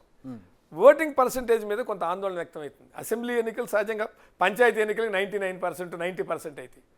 జెడ్పీటీసీ కొద్దిగా అటు ఇటుగా అవుతాయి, ఎంపీటీసీలకు కూడా బాగానే అవుతాయి. అసెంబ్లీకి వచ్చేప్పటికి 80, 85 అవుతాయి. పార్లమెంట్కి వచ్చేప్పటికి 70 కూడా కావట్లేదు, 60 దగ్గర అవుతుంది. ఈసారి 1, 2 ఫేజులు చూస్తే ఆందోళనకరంగా ఉంది. అసలు ఓటింగ్ పర్సెంట్ ఎవరికి ప్లస్ ఎవరికి మైనస్ అనేటువంటిది ఉంది. దీని ఇన్ఫాక్ట్ ఏంటి, పార్టీలు గెలిపోవడం లేదు ఒకటైతే, మెజార్టీలు కూడా చాలా తక్కువ ఉండే అవకాశాలు ఉన్నాయటువంటి ఆ ఫ్యాక్టర్లో చూడాలి తప్ప. బట్ ఆఫ్ కోర్స్ ఇంకో రెండో పాయింటే కనపడదు అక్కడ. రైట్, నెక్స్ట్ కాన్స్టిట్యున్సీ చేవెళ్ళకి వెళ్దాం. చేవెళ్ళ కాన్స్టిట్యున్సీ మూడ్ ఆఫ్ తెలంగాణలో చూస్తూ ఉన్నాం. పార్లమెంట్ చేవెళ్ళ కాన్స్టిట్యున్సీలో పోటీ చేస్తున్నటువంటి నేతలు మనం చూసినట్లయితే రంజిత్ రెడ్డి కాంగ్రెస్ నుంచి పోటీ చేస్తున్నారు, కొండా విశ్వేశ్వరరెడ్డి బీజేపీ నుంచి పోటీ చేస్తున్నారు, కాసాని జ్ఞానేశ్వర్ బీఆర్ఎస్ నుంచి పోటీ చేస్తున్నారు. Let's play points plus and minus చూద్దాం. ఇక్కడ చేవెళ్లలో మనకి ఎడ్జ్ కనపడుతుంది, చేవెళ్లలో కాంగ్రెస్కి ఎడ్జ్ కనపడుతుంది మనకి. సార్ ప్లస్ అండ్ మైనస్ అంటే నిజానికి కూడా ఏంటంటే మొదట్లో చూసినప్పుడు విశ్వేశ్వరరెడ్డి ఎక్కడో ఉన్నాడు. అంటే క్యాండిడేట్ డిసైడ్ కాకముందు, ప్రచారం డిసైడ్ కాకముందు అసలు చూస్తే కనుక అక్కడ మహబూబ్నగర్లో అట్లా డీకేఆర్న దూసుకుపోతుంది, ఇగో ఇక్కడ బుర్రా నరసింహ గౌడ్ దూసుకుపోతున్నాడు, ఇక్కడ విశ్వేశ్వరరెడ్డి దూసుకుపోతున్నాడు, ఇంకా అక్కడ ఎవరో దూసుకుపోతున్నారు, ఇంక ఇక్కడ ఎవరో దూసుకుపోతున్నారు అన్నారు. వన్స్ క్యాండిడేట్ డిసైడ్ అయిన తర్వాత, ప్రచారం స్టార్ట్ అయిన తర్వాత, ముఖ్యమంత్రి పర్యటనలు సరే వాళ్ళ పార్టీ నాయకులు ప్రచారం ఉంటుంది, వీళ్ళ పార్టీ నాయకులు ప్రచారం, అన్ని పార్టీలు ఉంటాయి. కానీ వన్స్ పార్టీ ప్రచారము అక్కడ ఉన్నటువంటి ఏమేమి ఫ్యాక్టర్స్ పనిచేస్తాయి, ఇగో రైతు బంధు ఆగస్టు 15 లోపల నేను 2 లక్షల రుణమాఫీ చేస్తాను, దాని ఇంపాక్ట్ ఏముంటుంది. ఇగో లేదు పలానా రైతు భరోసా నిన్నటిదాకా పడలేదు, ఇవాళ రైతు భరోసా పడిపోయింది, 99% రైతు భరోసా పడిపోయింది, దాని ఇంపాక్ట్ ఎట్లుంటుంది. లేదు ఇంకొక ఇంపాక్ట్ ఎట్లుంటుంది. కాబట్టి ఇవన్నీ ఉంటాయి. అంతకుముందు మాట్లాడుకున్న మాటలన్నీ అవి అయిపోతాయి వన్స్. కాబట్టి అట్లా చూసినప్పుడు విశ్వేశ్వరరెడ్డి ఓహో అని అన్నారు. కానీ వన్స్ రంజిత్ రెడ్డి రంగంలో సిట్టింగ్ ఎంపీగా ఉండి రంజిత్ రెడ్డి రంగంలో దిగి రంజిత్ రెడ్డి కాంగ్రెస్ కండవ కప్పుకొని క్యాండిడేట్ డిసైడ్ అయ్యి ప్రచారం చేయడం మొదలుపెట్టిన తర్వాత ఈక్వేషన్స్ మారిపోతాయి. ఇందాక నేను చెప్పినటువంటి ముఖ్యమంత్రి పర్యటనలు కావచ్చు, ఇతర ప్రచారాలు కావచ్చు, ప్రభుత్వ పథకాలు తీసుకుపోవడం కావచ్చు, లేదంటే కొన్ని హామీలు కావచ్చు, మళ్ళీ మా ఎంపీని గెలిపేవాడిని మేము ఇది చేస్తాం అది చేస్తాం అని చెప్పడం కావచ్చు, అధికార పార్టీకి ఉండే అడ్వాంటేజెస్ అన్నీ ముందుకు వచ్చేస్తాయి. కాబట్టి అది ఇక్కడ చేవెళ్లలో సేమ్ అదే ఫ్యాక్టర్ పనిచేసింది. డిసడ్వాంటేజ్ ఏంటంటే సరే కాంగ్రెస్ కూడా అక్కడ పరిగి ఉంది, వికారాబాద్ ఉంది, తాండూరు ఉంది, 3 చోట్ల ఉన్నారు. చేవెళ్ళ, మహేశ్వరం, రాజేంద్ర నగర్, షేర్లింగంపల్లి 4 చోట్ల బీఆర్ఎస్ ఉంది. బీజేపీ ఒక్క చోట కూడా లేదు. కానీ ఇక్కడ ఏమైంది, పోటీ 4 స్థానాల్లో ఎమ్మెల్యే ఉన్న బీఆర్ఎస్ పార్టీ 3వ స్థానంలో ఉంది. 3 స్థానాల్లో ఉన్న కాంగ్రెస్ ప్రథమ స్థానంలో ఉంది. అసలు లేని వాళ్ళు 2వ స్థానంలో. అదే parliament beauty of parliament election మనం చూసినట్లయితే పర్సెప్షన్ అంతా డిఫరెంట్ గా ఉంటుంది. లేదు సో నెక్స్ట్ కాన్స్టిట్యున్సీ ఉన్న డిసడ్వాంటేజ్ ఏంటంటే యాటిట్యూడ్. ఆయన కూడా అంటే ఏంది అందుబాటులో ఉంటాడు, ఆయన కూడా కొంత భాషా ప్రాబ్లము, కొంత అపాయింట్మెంట్ హై ప్రొఫైల్లోగా ఎందుకు వచ్చే చక్రి అపాయింట్మెంట్ ఉందా తీసుకున్నావా, ఎందుకు వచ్చాం మరి అపాయింట్మెంట్ లేకుండా ఎందుకు వచ్చి ఇట్లా ఇవి పొలిటీషియన్స్ దగ్గరికి వచ్చే వాళ్ళ విషయంలో పనిచేయదు. ఆఫీసర్ కార్పొరేట్ కంపెనీ దగ్గర పనిచేస్తుంది కానీ పొలిటీషియన్ దగ్గర పనిచేయదు. రంజిత్ రెడ్డికి అడ్వాంటేజ్ ఏంటంటే ఒకసారి చక్రిని చూశాడంటే చక్రి భావన ఎప్పుడు వచ్చావు అంటాడు, పేరు పెట్టి పిలుస్తాడు. ఇది రంజిత్ రెడ్డి కొద్దిగా అడ్వాంటేజ్. లో ప్రొఫైల్ మెయింటైన్ చేయటం, ఫైనాన్షియల్గా ఇద్దరు సౌండే, ఇద్దరు గట్టిగానే ఉంటారు. కానీ పోల్ మేనేజ్మెంటు మిషనరీ అనేటువంటిది రైజిత్ రెడ్డికి మిషనరీ ఉంది కాబట్టి చేవేళ్లలో ఆయనకి సొంత మిషనరీ తప్ప పార్టీ మిషనరీ లేదు. కొద్దిగా ఆ డిసడ్వాంటేజ్ ఉండటం వల్ల రంజిత్ రెడ్డి కొద్దిగా అడ్వాంటేజ్ కనపడుతుంది. నెక్స్ట్ కాన్స్టిట్యున్సీకి వెళ్దాం. మహబూబ్ నగర్ కాన్స్టిట్యున్సీ, ముఖ్యమంత్రి సొంత జిల్లా మహబూబ్ నగర్, ఇక్కడ ప్రతిష్టాత్మకంగా తీసుకున్నారు, తన బాధ్యతగా తీసుకుని ఆయన గెలిపించే ప్రయత్నం చేస్తున్నారు. సో ఆ విధంగా కాంగ్రెస్కి ఎడ్జ్ కనపడుతుంది మహబూబ్ నగర్లో. చల్లా వంశీచంద్రెడ్డి కాంగ్రెస్ నుంచి పోటీ చేస్తుంటే డీకే అరుణ సీనియర్ నేత బీజేపీ నుంచి పోటీ చేస్తున్నారు, మన్నె శ్రీనివాస్ రెడ్డి బీఆర్ఎస్ నుంచి పోటీ చేస్తున్నారు. శ్రీనివాస్ గారు రైట్, ఇక్కడ కూడా సేమ్ డీకే అరుణ అసలు ఎక్కడో ఉంది, అసలు ఎవరు క్యాండిడేటు, వంశీ ఎక్కడ సరిపోతాడు, అసలు డీకే అరుణ ముందు వంశీ సరిపోడు, ఇట్లాంటివి చాలా. అసలు క్యాండిడేట్ ఆయన అవుతాడా కాడా సరే డిసైడ్ అయిన తర్వాత కూడా ఎక్కడ సరిపోతాడు. వన్స్ నామినేషన్లు అయిపోయి ప్రచారం మొదలుపెట్టిన తర్వాత అసలు సినిమా స్టార్ట్ అవుతుంది. చాలామందికి ఎన్నికల గురించి తెలిసి కొంత తెలియక సినిమా అసలు స్టార్ట్ అవుతుంది. ఇక రేవంత్ రెడ్డి సొంత జిల్లా కావటం, అది ఉమ్మడి మహబూబ్నగర్ జిల్లా చూస్తే 2 కాన్స్టిట్యుయెన్సీ వస్తాయి, నాగర్ కర్నూలు కానీ మహబూబ్నగర్ కానీ. దాంతో చాలా ప్రెస్టేజ్గా తీసుకుంటాడు ఒకటి. రెండోది డీకే అరుణకేమో ఒక్క ఎమ్మెల్యే లేడు, వీళ్ళకి అందరూ ఎమ్మెల్యేలు ఉన్నటువంటి పరిస్థితి కనపడుతుంది. రెండు అక్కడ ఏమైందంటే కొంత రేవంత్ రెడ్డి అంటే అదే చెప్తున్నా, ఎన్నికల ప్రచారం స్ట్రాటజీలో భాగంగా కుర్మ సామాజిక వర్గానికి సరిత అన్న ఒక అమ్మాయికి కుర్మ సామాజిక వర్గానికి గద్వాల్ సీట్ ఇచ్చారు. ఆమె జడ్పీ చైర్మన్ ఉంది. ఆమె ఓడించింది ఒక్క కుర్మ సామాజిక వర్గానికి. అంతకుముందు కుర్మ సామాజిక వర్గానికి ఏ పార్టీ కూడా ఎమ్మెల్యే టికెట్ ఇవ్వాలి. కాంగ్రెస్ పార్టీ 2 చోట్ల ఇచ్చింది, సరితకి ఇచ్చింది, అట్లాగే బీర్లా ఐలయ్య ఆలేరుకి ఇచ్చింది. 2 చోట్ల కుర్మలకు ఇవ్వడం, కుర్మ సామాజిక వర్గం కూడా ఒక కన్సాలిడేట్ అంటే కన్సిడరబుల్ స్ట్రెంత్ ఉన్నటువంటి మహబూబ్నగర్ జిల్లాలో, ముఖ్యంగా ఉమ్మడి మహబూబ్నగర్ జిల్లాలో కన్సిడరబుల్ స్ట్రెంత్. కాబట్టి డీకే అరుణ ఒక కుర్మ మహిళను ఓడించింది అనే అంశాన్ని తెర మీదకి తీసుకొచ్చాడు నెంబర్ 1 రేవంత్ రెడ్డి. నెంబర్ 2 అక్కడ ముదిరాజు బలమైనటువంటి వర్గం, కుర్మ ముదిరాజు కూడా బలమైన వర్గం, ముదిరాజు మంత్రివర్గంలో తీసుకుంటా అనేటువంటి అంశాన్ని తెర మీదకి తీసుకొచ్చాడు. 2 అంశం. 3 ముస్లిమ్స్, మహబూబ్నగర్లో ఉన్నటువంటి ముస్లిమ్స్ సాలిడ్గా ఉండటం అనేటువంటి కొన్ని జాయినింగ్స్, బీజేపీ మాజీ ఎంపీగా ఉన్నటువంటి జితేందర్ రెడ్డి లాంటి వాడు రావటం, జలంధర్ రెడ్డి లాంటి వాళ్ళు రావటం, బీజేపీ నాయకులు కూడా జాయిన్ కావటం అనేటువంటిది కలిసి వచ్చే వంశీ చంద్రరెడ్డికి కలిసి వచ్చాము. కొద్దిగా ఎక్కడైనా 1-2 చోట్ల నియోజకవర్గాలు కొంత మెజార్టీ తగ్గిన, కొడంగల్ 50,000 మెజార్టీ అని రేవంత్ రెడ్డి పదే అంటున్నాడు మీరు క్యాచ్ చేస్తే కనుక. ఎందుకు ఎక్కడైనా కొద్దిగా కానీ అసెంబ్లీ సెగ్మెంట్లో కొద్దిగా తగ్గిన ఈ 50,000 అనే దాంతో వంశీ చంద్రరెడ్డి గెలవటం అనేటువంటిది ఈజీగా ఉంటుంది అనేటువంటి, ఇక్కడ భారీ మెజార్టీ రావడం వల్ల మిగిలిన చోట ఎక్కడన్నా 2 చోట్ల మైనస్ అయినా ఇది దాన్ని పూర్తి చేస్తుంది అనమాట.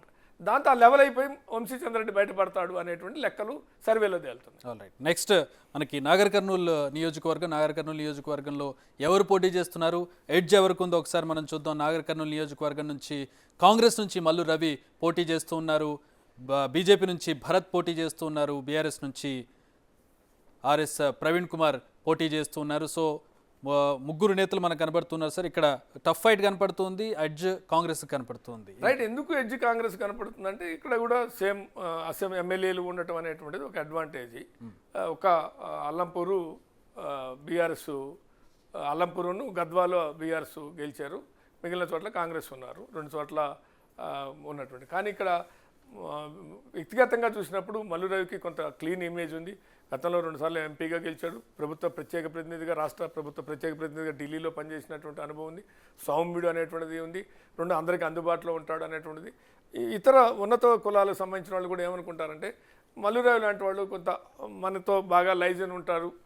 ఇప్పుడు ఆయనకి ఒక పని ఆయనకి అప్పచెప్తే రెడ్డి ఇట్లా ఉంటారు. ఇప్పుడు రాజకీయాలు గ్రామాల్లో మొహమాట లేకుండా మాట్లాడుకుంటే రెడ్డి సామాజిక వర్గం, ఇతర సామాజిక వర్గాలు ఏమనుకుంటారు, ఒక ఎస్సీ నుంచి పైకి వచ్చేవాడు కొద్ది మనతో లైజన్గా ఉంటే బాగు, మన మీద పెత్తనం చేసేవాళ్ళు కాకుండా ఉంటే బాగు, మనం కొద్దిగా అందుబాటులో ఉంటే బాగా అని కోరుకుంటారు. అట్లా చూసినప్పుడు మల్లు రవి ఏంటంటే సింక్ అయ్యాడు వాళ్ళకి. ఎందుకంటే చాలా సీనియర్ పొలిటీషియన్ కావటం అనేది, 2 సార్లు గెలవటం అనేటువంటిది, ఆయన సౌమ్యుడిగా ఉండటం, అందుబాటులో ఉండటం, ఎవరికైనా పనిచేసి పెట్టేటువంటి గుణం ఉండటం, ఇవన్నీ అధికారంలో ఉండటము, రేవంత్ రెడ్డి పర్సనల్గా ముఖ్యమంత్రి సొంత జిల్లా కావటము, ఆయన నియోజకవర్గంలోనే రేవంత్ రెడ్డి స్వగ్రామం ఉండటం, ముఖ్యంగా ఆయన నియోజకవర్గంలో రేవంత్ రెడ్డి స్వగ్రామం కూడా ఉంది. ఇవి కొంత ఆయన ప్లస్ పాయింట్. ఇక ప్రవీణ్ కూడా కొన్ని పాజిటివ్ ఏంటంటే ఆయన గ్రామం ఆ నియోజకవర్గంలో ఉండటం లోకల్గా. రెండోది ఆయన ఐపీఎస్ ఆఫీసర్గా రెసిడెన్షియల్ స్కూల్స్, స్వేరే లాంటి సంస్థ ద్వారా చాలామంది దళిత పిల్లల్ని చదివించడం, వాళ్ళకి కొంత వాళ్ళ పట్ల సానుకూలంగా ఉంటాడు ఆయనకు ఒక ఇమేజ్ ఉంది. ఇది కొంత అడ్వాంటేజ్, వ్యక్తిగత అడ్వాంటేజే ప్రధానంగా ఉంది. పార్టీ పరంగా బలహీనంగా ఉన్నటువంటి పరిస్థితి కనపడుతుంది. ఇక రాములు మాజీ ఎంపీ, సిట్టింగ్ ఎంపీ కొడుకు బీజేపీలో అయితే టికెట్ తెచ్చుకుని అక్కడ బీజేపీ పెర్ఫార్మెన్స్ కనపట్ల, పోటీ వీళ్ళిద్దరికీ ఉంటుందా అన్నట్టుగా అనిపిస్తుంది. చూడాలి ఏం జరుగుతుంది. ఆల్రైట్, నెక్స్ట్ నియోజకవర్గం నల్గొండ పార్లమెంట్ నియోజకవర్గం. అక్కడ పోటీ చేస్తున్న అభ్యర్థుల్ని, గెలిచే అవకాశం ఉన్నటువంటి అభ్యర్థిని మనం చూద్దాం.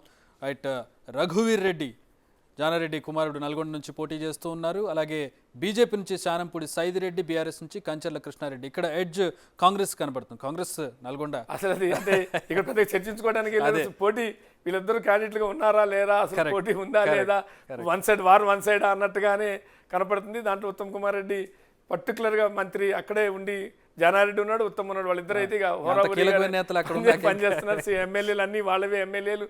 కాబట్టి అసలు అక్కడ పెద్దగా దాని గురించి టైం. నెక్స్ట్ నియోజకవర్గానికి వెళ్దాం.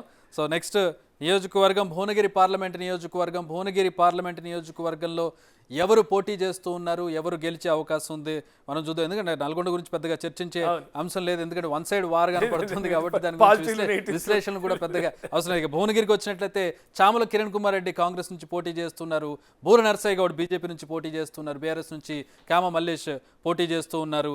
ఇక్కడ భువనగిరి నుంచి కాంగ్రెస్ గెలిచే అవకాశం కనపడుతూ ఉంది భువనగిరి పార్లమెంట్ నియోజకవర్గంలో. శ్రీనివాస్ గారు. రైట్. చామల కిరణ్ కుమార్ రెడ్డి యువకుడు కావటము, కాంగ్రెస్ పార్టీలో నేషనల్ స్థాయిలో యూత్ కాంగ్రెస్లో పనిచేయటం, ఇవన్నీ దాంతోపాటు ఎమ్మెల్యేలు ఒక బహుశా ఎక్కడ అన్ని ఎమ్మెల్యేలు వాళ్ళవే ఉన్నాయి, మోస్ట్లీ వాళ్ళవి ఎవరు లేవు. ఇక కాంగ్రెస్ అన్ని ఆలేరు కానీ, భువనగిరి కానీ, తుంగతుర్తి కానీ, నకిరికల్ కానీ, మునుగోడు కానీ అవన్నీ వాళ్ళవే ఉన్నటువంటి పరిస్థితి కనపడుతుంది కాబట్టి అక్కడ అసలు నథింగ్ వరీ. కాకపోతే బూరా నర్సయ్య గౌడ్ ఫైట్ ఎందుకు ఇస్తాడు అని అంటే ఆయన ఎంపీగా పనిచేశాడు, బీఆర్ఎస్ ఎంపీగా 14 నుంచి మొన్న 18 వరకు పనిచేసినటువంటి పరిస్థితి ఉంది. డాక్టర్ కావటం, తెలంగాణ ఉద్యమంలో జేఏసీలో ఉండటం అనేటువంటి పర్సనల్ ఇమేజ్ కూడా బాగుంది, పర్సనల్ ఇమేజ్, 2 సామాజిక వర్గం గౌడు కావటం అనేటువంటిది కొంత ఉంది. కానీ డిసడ్వాంటేజ్ ఏంటంటే క్యాడర్ లేకపోవటం. మళ్ళీ అక్కడ క్యాడర్ లేడు. అంతకుముందు ఇందాక నేను చెప్పినట్టుగా బీజేపీ అక్కడ గెలుస్తుంది ఇక్కడ గెలుస్తుందని లెక్కలేసిన దాంట్లో భువనగిరి ఒకటి లెక్కలేశారు, అంటే నామినేషన్లు పడకముందు, ప్రచారం కాకముందు, ఏం లేకముందు. కానీ ఇప్పుడు ఆ లెక్కలు పక్కకు పోతున్నాయి. ఎందుకంటే రాజగోపాల్ రెడ్డి కూడా ప్రెస్టేజ్ వచ్చింది. రాజగోపాల్ రెడ్డి ఇన్ఛార్జ్ చేశాడు, మంత్రి కావాలని పట్టుదల ఉంది, ఆడ గెలిపించుకొని పోయి మంత్రి పదవి కొట్టాలి అనేటువంటి ఉంది. సరే వస్తుందా రాదా పక్కన పెడితే ఒక ఆశ ఉంటుంది, ఒక ఎయిమ్ పెట్టుకున్నాడు, ఇది గెలిపించుకొని పోయి మంత్రి పదవి అడగాలనుకున్నాడు. ఖాళీ బలపం కట్టుకొని తిరుగుతున్నాడు, చాలా ప్రెస్టేజియస్గా తీసుకొని తిరుగుతున్నాడు. కొంత డబ్బులు ఆర్థికంగా కూడా కొంత పర్వాలేదు ఖర్చు పెడతాడు. కానీ ఇక్కడ వ్యక్తిగతంగా బూరా నర్సయ్య గౌడ్ మంచోడైనా, ఇమేజ్ ఉన్నా, పార్టీ బలహీనంగా ఉండటమే. ఆయన మోడీ ఇమేజ్నే నమ్ముకున్నాడు కానీ పార్టీ యంత్రాంగ బలహీనంగా ఉంది. ఇక్కడ కామ మల్లేష్ ఏంటంటే బీఆర్ఎస్ పార్టీ క్యాడర్ ఉన్న మాట వాస్తవం. బీజేపీతో పోల్చుకున్నప్పుడు బీఆర్ఎస్కే క్యాడర్ ఉంది, నిజానికి బీజేపీకి క్యాడర్ లేదు. ఆ రకంగా చూస్తే 10 సంవత్సరాల అధికారంలో ఉన్న బీఆర్ఎస్ పార్టీ క్యాడర్ ఉంది. ఈయన కూడా కాంగ్రెస్లో సీనియర్ నాయకుడిగా ఉన్నాడు. ఈయన ఇబ్రహీంపట్నం ప్రాంతానికి చెందినవాడు, వాళ్ళిద్దరూ భువనగిరి ప్రాంతానికి లోకల్ చెప్పిన వాళ్ళు. కాబట్టి ఇక్కడ ఈ ఇబ్రహీంపట్నం ప్రాంతానికి ఈయన బీసీ సామాజిక వర్గానికి సంబంధించింది కాబట్టి ఇతను ఆయన ఓట్లు ఆయన రాబట్టుకోవడం వల్ల కూడా కాంగ్రెస్కి అడ్వాంటేజ్. బీసీ సామాజిక వర్గాలు వీళ్ళిద్దరు బీసీ సామాజిక వర్గం ఓట్లు పోలరైజేషన్ అయితే కూడా కిరణ్కి అడ్వాంటేజ్ తప్ప డిసడ్వాంటేజ్ కాదు. రైట్. నెక్స్ట్ కాన్స్టిట్యున్సీకి వెళ్దాం. మహబూబాబాద్ పార్లమెంట్ నియోజకవర్గం. ఇక్కడ కాంగ్రెస్ రైట్. మహబూబాబాద్ కంటే ముందు వరంగల్ నియోజకవర్గానికి వెళ్దాం ఒకసారి. వరంగల్ పార్లమెంట్ నియోజకవర్గంలో టఫ్ ఫైట్ కనబడుతూ ఉంది. ఇక్కడ పోటీ చేస్తున్న అభ్యర్థులు కడియం శ్రీహరి కుమార్ కడియం కావ్య వరంగల్ నుంచి కాంగ్రెస్ నుంచి పోటీ చేస్తున్నారు. బీజేపీ నుంచి ఆరూరు రమేష్, బీఆర్ఎస్ నుంచి బీజేపీలో చేరిన ఆరూరు రమేష్, ఇక బీఆర్ఎస్ నుంచి సుధీర్ కుమార్కి టికెట్ దక్కింది. సార్, వరంగల్లో మనకి ప్రధానంగా కాంగ్రెస్ వర్సెస్ బీజేపీగా కనపడుతుంది, కాంగ్రెస్ ఎడ్జ్ కనపడుతుంది. రైట్. ఇక్కడ ఒకటి బీఆర్ఎస్ గెలిచింది, స్టేషన్ గన్పూర్, మిగిలినవన్నీ కాంగ్రెసే గెలిచింది. ఒకటి కడియం శ్రీహరే కాంగ్రెస్లోకి వెళ్ళాడు, వాళ్ళ కూతురికే టికెట్ ఇప్పించుకున్న పరిస్థితి. కడియం శ్రీహరికి కొంత ఇమేజ్ ఉంది, ఎందుకంటే తెలుగుదేశం నుంచి ఉన్నాడు, చాలా క్యాబినెట్లో, చాలా సుదీర్ఘకాలం క్యాబినెట్లో, మొన్నటి దాకా క్యాబినెట్లో పనిచేశాడు. ఎన్టీ రామారావు, చంద్రబాబు, కేసీఆర్ క్యాబినెట్లో వాటిలో పనిచేశాడు. కొంత క్లీన్ ఇమేజ్, కరప్షన్ ఎలిగేషన్స్ ఏం లేవు, క్లీన్ ఇమేజ్ ఉన్నాడు. కాకపోతే సామాజికంగా మాదిగా లేకుంటే ఆయన ఇంకోట అనేటువంటి ఉపకులం, మాదిగ ఉపకులం ఇట్లాంటివి తప్ప. ఆమె కూడా కడియం కావ్య కూడా డాక్టర్ కావటము, మహిళ కావటము, కొత్త ఆమె కావటం అనేటువంటిదే క్లీన్ ఇమేజ్ ఉన్నటువంటిది. కడియం తండ్రికి ఎట్లుందో కావ్యకు కూడా అట్లా క్లీన్ ఇమేజ్ ఉంది. రమేష్ ఏంటంటే పీఆర్పీ నుంచి పోటీ చేశాడు, తర్వాత మళ్ళీ బీఆర్ఎస్లో చేరాడు. బీఆర్ఎస్లో 2 సార్లు 10 సంవత్సరాలు ఎమ్మెల్యేగా ఉన్నాడు. కొంత ఆరోపణలు, విమర్శలు, ల్యాండ్ అంటే ఇతర సెటిల్మెంట్ల లాంటి ఇంకోట అనేక ఆరోపణలు, విమర్శలు ఉన్నాయి. దాంట్లో నిజాలు ఎంత పక్కన పెడితే ఓడిపోవడానికి కూడా అదే కారణంగా ఉంది. కాబట్టి ఇక్కడ నిజానికి ఇక్కడ బీజేపీకి క్యాడర్ బలం లేదు, ఎమ్మెల్యేల బలం లేదు, ఏ బలం లేదు. కేవలం ఏదైనా ఉంటే ఆరూరు రమేష్ వ్యక్తిగతం, లేదు మోడీ ఇంఫాక్ట్ తప్ప మరొకటి కాదు. కానీ ఇక్కడ బీఆర్ఎస్కి సుధీర్ కుమార్ అనేటువంటి వ్యక్తి జెడ్పీ చైర్మన్గా దేనికో ఉన్నాడు, కొంత ఉన్నప్పటికీ కూడా.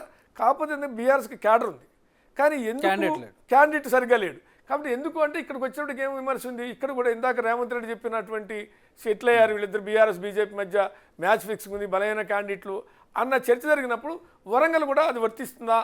ఎందుకంటే రమేష్ పేరు వస్తున్నట్టుగా ఎందుకు రావట్లేదు? రమేష్ థర్డ్లో ఉండాల్సిన రమేష్ సెకండ్లోకి ఎట్లా వస్తున్నాడు? బికాస్ ఆఫ్ బీఆర్ఎస్ ఎక్కడో కావాలని వదిలేసిందా? వదిలేకపోతే బీఆర్ఎస్ సెకండ్ ఉండాలి కదా.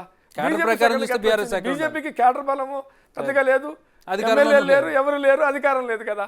కేవలం మోడీ ఇమేజ్ ఒకటి, ఈయన ఇమేజ్ చూస్తే కూడా ఈయన మైనస్ ఇమేజ్ ఉంది, నెగిటివ్ ఇమేజ్ ఉంది తప్ప పాజిటివ్ ఇమేజ్ లేదు. కాబట్టి వాళ్ళిద్దరి మధ్య ఏం జరుగుతుంది అనేది కూడా ఇక్కడ రేపు పొద్దున తేలాల్సిన అంశం. ఈ 3-4 రోజుల్లో ఇంకేమైనా జరుగుతాయా, లేదనుకుంటే కొంత ఏం జరుగుతుంది అనేటువంటిది. Right. Next constituency Mahabubabad parliament నియోజకవర్గంలో చూద్దాం. అక్కడ ఎవరు పోటీ చేస్తున్నారు, ఎవరికి గెలిచే అవకాశం ఉందో మనం చూసినట్లయితే బలరాం నాయక్ మహబూబాబాద్ నుంచి కాంగ్రెస్ నుంచి పోటీ చేస్తున్నారు. సీతారాం నాయక్ బీజేపీ నుంచి, మాలోద్ కవిత బీఆర్ఎస్ నుంచి పోటీ చేస్తూ ఉన్నారు. సో ఇక్కడ కాంగ్రెస్కి గెలిచే అవకాశం ఎడ్జ్ కనపడుతోంది. సార్, 3 ఎంపీలుగా పనిచేసిన వాళ్ళే, దీంట్లో ఒకరు కేంద్ర మంత్రిగా పనిచేశారు. ఎందుకంటే అనూహ్యంగా లంబాడి సామాజిక వర్గానికి చెందినటువంటి బలరాం నాయక్ని కేంద్ర మంత్రి చేయడంలో ఆ రోజుల్లో పెద్ద సంచలనంగా, ఎందుకంటే మొదటిసారి ఎంపీగా ఉన్నాడు, అందులో లంబాడి సామాజిక వర్గానికి కేంద్ర మంత్రిని చేసినటువంటి చరిత్ర కాంగ్రెస్కి, ఆ సామాజిక వర్గంలో ఒక ఇమేజ్ ఆయనకి కూడా చాలా సింపుల్గా ఉంటాడు. కేంద్ర మంత్రి అయితే కూడా చాలా సింపుల్గా, చాలామంది అనుకుంటుంటారు ఢిల్లీ పోతే కూడా పాపం అందరిని ఆదరిస్తాడు, బయటకు వచ్చి కారు ఎక్కిస్తాడు. ఇప్పుడు ఏదైనా రోడ్డు మీద కాన్వాయ్ పోతుంటే చక్రి కనపడితే, అరే చక్రి ఇక్కడ ఎందుకు నిలబడ్డాడని కారు ఆపి, చక్రి ఇక్కడ ఎందుకు నిలబడ్డా, బస్ కోసం వెయిట్ చేస్తున్నా, సరే పోతారు ఎటు పోతాం అని ఎక్కించుకొని పోతాడు. ఇట్లాంటి ఆయన పట్ల కొన్ని పాజిటివ్ అంశాలు అయితే ఉన్నాయి ఆయనకి, ఎందుకంటే నెగిటివ్ ఏం లేదు, పాజిటివ్ అంశాలే ఉన్నాయి. రెండోది అన్ని కాంగ్రెస్ పార్టీనే ఎమ్మెల్యేలే ఉన్నారు అక్కడ. సీతారాం నాయక్ 2014 నుంచి 18 వరకు టీఆర్ఎస్ పార్టీ నుంచి ఎంపీగా నిలబడ్డాడు. తర్వాత ఆయన అసంతృప్తితో ఉంటే ఇటీవలే బీజేపీలో చేరి టికెట్ తెచ్చుకున్నాడు. మాలోద్ కవిత సిట్టింగ్ ఎంపీగా ఉన్నటువంటి పరిస్థితి. అక్కడ వాళ్ళకేమీ ఎమ్మెల్యేలు ఒక భద్రాచలం ఉండే తెల్ల వెంకట్రావు అక్కడ కూడా వచ్చి కాంగ్రెస్లో చేరాడు. కాబట్టి అక్కడ పెద్దగా లేదు. సీతారాం నాయక్ ఏమో క్యాడర్ బలం లేదు, పెద్దగా మోడీ ఇమేజ్ ఇంకో ఇమేజ్, వ్యక్తిగతంగా ఇమేజ్ సీతారాం నాయక్ ప్రొఫెసర్ ఉద్యమాల్లో ఉన్నాడు, సరిపోవట్లేదు. ఇక్కడ కొంత బీఆర్ఎస్కి ఏంటంటే క్యాడర్ ఉన్నారు, ఉన్న ఎమ్మెల్యే కూడా కాంగ్రెస్లో చేరాడు.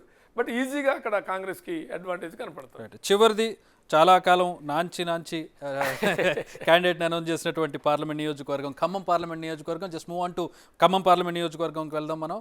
లాస్ట్ది, సో 17వ పార్లమెంట్ నియోజకవర్గం ఖమ్మం. ఇక్కడ నుంచి రఘురామరెడ్డి పోటీ చేస్తున్నారు కాంగ్రెస్ నుంచి, బీజేపీ నుంచి వినోద్ రావు పోటీ చేస్తున్నారు, బీఆర్ఎస్ నుంచి నామా నాగేశ్వరరావు పోటీ చేస్తూ ఉన్నారు. ఇక్కడ కాంగ్రెస్కి ఎడ్జ్ కనపడుతుంది. చాలా సుదీర్ఘమైనటువంటి మంతనాల తర్వాత, చర్చల తర్వాత, లాబింగ్ తర్వాత క్యాండిడేట్ని అనౌన్స్ చేశారు సార్. ఇక్కడ మళ్ళీ కాంగ్రెస్కి ఎడ్జ్ కనపడుతుంది. అంటే ఎందుకంటే ఇక్కడ ఖమ్మ సామాజిక వర్గానికి ఇవ్వాలా, ఎవరికి రెడ్డికి ఇవ్వాలి, ఎందుకంటే తుమ్మల నాగేశ్వరరావు కొడుకు కోసం అడుగుతున్నాడని, బట్టి విక్రమార్క భార్య కోసం అడుగుతున్నాడని, పొంగులేటి శ్రీనివాసరెడ్డి తమ్ముడు కోసం అడుగుతున్నాడని ఓరావరిగా 3 పోటా పడ్డారు. కానీ కమ్మ సామాజిక వర్గానికి ఇవ్వాల్సి వస్తే మరి ఎవరున్నారు, తుమ్మల నాగేశ్వరరావు కొడుకు సరిపోడు, మండ వెంకటేశ్వరరావుని తీసుకొద్దామా, అంటే అక్కడ ఉన్నటువంటి రాయల నాగేశ్వరరావుని పెడదామా, ఇంకెవరో బాల్సానా, ఇంకోట ఎవరో పోట్ల నాగేశ్వరరావు ఎవరో ఇట్లా అనుకున్నప్పుడు కూడా ఏంటంటే అక్కడ రఘురామ్ రెడ్డికి ఏంటంటే వాళ్ళ ఫాదర్ లెగసీ అనేది ఇంపార్టెంట్. మొదటి తరం కాంగ్రెస్లో సురేందర్ రెడ్డి అంటే రామసాయం సురేందర్ రెడ్డి 4 సార్లు ఎంపీ, 4 సార్లు ఎమ్మెల్యే, వరంగల్ లోక్సభ నుంచి 4 సార్లు ఎంపీగా 3వ లోక్సభలో అడుగుపెట్టినవాడు. దేశానికి స్వతంత్రం వచ్చిన తర్వాత 3వ లోక్సభ అంటే లాల్ బహదూర్ శాస్త్రి ప్రధానమంత్రిగా ఉన్నప్పుడు 3వ లోక్సభలో, చిన్న వయసులో లోక్సభలో అడుగుపెట్టినటువంటి వ్యక్తుల్లో బహుశా లైవ్లో ఉన్న వ్యక్తులు 93 ఇయర్స్ ఆయనకి. ఏ పార్టీ మారలేదు ఎప్పటికీ, కాకపోతే కొడుకులు రాలేదు. కానీ అట్లా ఒకసారి ఇనానిమస్ అసెంబ్లీ, డోర్నకల్ నుంచి అసెంబ్లీకి ఇనానిమస్గా ఎన్నికయ్యాడు ఒకసారి. అంత లెగసీ ఉన్నటువంటి వ్యక్తి. కాంగ్రెస్ కుటుంబం పార్టీలు మారినటువంటి కుటుంబం కాదు. సరే, ఆయనకు 2-3 సార్లు రావాల్సింది. ఒకసారి పాలకుర్తి ఎమ్మెల్యే టికెట్ కాంగ్రెస్ నుంచి మిస్ అయింది, ఒకసారి పాలేరు నుంచి మిస్ అయింది, ఒకసారి ఎమ్మెల్సీ గవర్నర్ దగ్గర కిరణ్ కుమార్ రెడ్డి క్యాబినెట్ అప్రూవల్ చేసి పంపిస్తే ఆ నరసింహను సంతకం పెట్టకుండా పక్కన పెట్టడంతో ఎమ్మెల్సీ మిస్ అయింది. ఇట్లాంటివన్నీ బ్యాక్గ్రౌండ్ చాలా మిస్ అయ్యి చివరికి 2024లో లోక్సభ స్థానాన్ని కొట్టినటువంటి పరిస్థితి. కాబట్టి అందుకని అక్కడ ఏమైంది అడ్వాంటేజ్. ఇంకోటి ఏంటంటే ఈయనకి 2 కొడుకుల్లో ఒక కొడుకు విక్టరీ వెంకటేష్ కమ్మ సామాజిక వర్గానికి వాళ్ళు కూడా చాలా విగ్రస్గా అక్కడ ప్రచారం చేస్తారు. అందుకని ఆయన కలిసి వచ్చింది ఏమైందంటే సామాజిక వర్గం లేదు అనుకుంటే వెళ్తారు, రెడ్లే కమ్మకి ఇవ్వలేదు అని అన్న. కమ్మ సామాజిక వర్గం కొంత వియంకుడు, 2 వియంకులు, ఒకడేమో వెంకటేష్, ఒకళ్ళు పొంగులేటి శ్రీనివాసరెడ్డి, 2 వియంకులు ఆయనకి అడ్వాంటేజ్. ఫాదర్ లెగసీ ఒక అడ్వాంటేజ్, 2 కొడుకుల్ని చెరొకళ్ళకి కూతుర్లకి ఇచ్చాడు. అది అన్ని రకాలుగా. 2 పార్టీ బలం. అసలు కాంగ్రెస్ పార్టీ అక్కడ అన్ని అసెంబ్లీలు వాళ్ళవే ఉన్నాయి. 2 కాంగ్రెస్ మొదటి నుంచి ఖమ్మం కంచుకోటగా ఉన్నటువంటి, మీరు చూడండి 2014లో ఒకటే బీఆర్ఎస్ గెలిచింది, 2018లో ఒకటే గెలిచింది. ఇప్పుడైతే భద్రాచలం ఉమ్మడిగా చూస్తే భద్రాచలం మళ్ళీ ఒకటే గెలిచింది. చాలా కష్టపడ్డా కూడా కాంగ్రెస్ కొట్టలేకపోయింది. కాబట్టి అది అక్కడ కొద్దిగా వినోద్ కొత్త. ఇక్కడేంది జలగ వెంకట్రావు మాజీ ముఖ్యమంత్రి కుమారుని చేర్చుకున్నారు టికెట్ ఇస్తామని. ఎందుకు చివరి క్షణంలో ఆయన కాదని వినోదరావుకి ఇవ్వటం అనేటువంటిది కూడా అది ఏంటి అనేది అర్థం కాదు. ఇక నామా నాగేశ్వరరావు సిట్టింగ్ ఎంపీ, కాకపోతే అక్కడ పార్టీ ఆయనకేమీ పెద్ద వ్యక్తిగతంగా డ్యామేజ్ ఏం లేదు, నెగిటివ్ ఏం లేదు, కానీ పార్టీనే బలంగా ఉండటమే అక్కడ ఉంది. కాబట్టి ఈజీగా అక్కడ గెలిచే అవకాశాలు రఘురామ్ అన్ని సానుకూల అంశాలు రఘురామరెడ్డి కనపడుతున్నాయి. Thank you very much Srinivasarao గారు. సో అది ఈ మూడ్ ఆఫ్ తెలంగాణ. సో ఎవరెవరు ఎక్కడెక్కడ గెలిచే అవకాశాలు ఉన్నాయి, ఎక్కడ టఫ్ ఫైట్ ఉందనేది మనకి బిగ్ టీవీ సర్వేలో మనం చూస్తున్నాం. అయితే ఎండ్ ఆఫ్ ది డే మనం చూసినట్లయితే పోల్ మేనేజ్మెంట్, అలాగే ఎక్కడైతే టఫ్ ఫైట్ మనకు కనబడుతుందో మెదక్, కరీంనగర్, వరంగల్, సికింద్రాబాద్, మల్కాజ్గిరిలో కాంగ్రెస్ బీజేపీ మధ్యలో హోరాహోరీగా కనపడుతుంది. అక్కడ ఈ 2 రోజుల్లో ఏమైనా పరిణామాలు మారితే అక్కడ కొంచెం ట్విస్ట్ ఉండే అవకాశం కనపడుతుంది. సో ఇది ఇప్పుడు మూడ్ ఆఫ్ తెలంగాణ.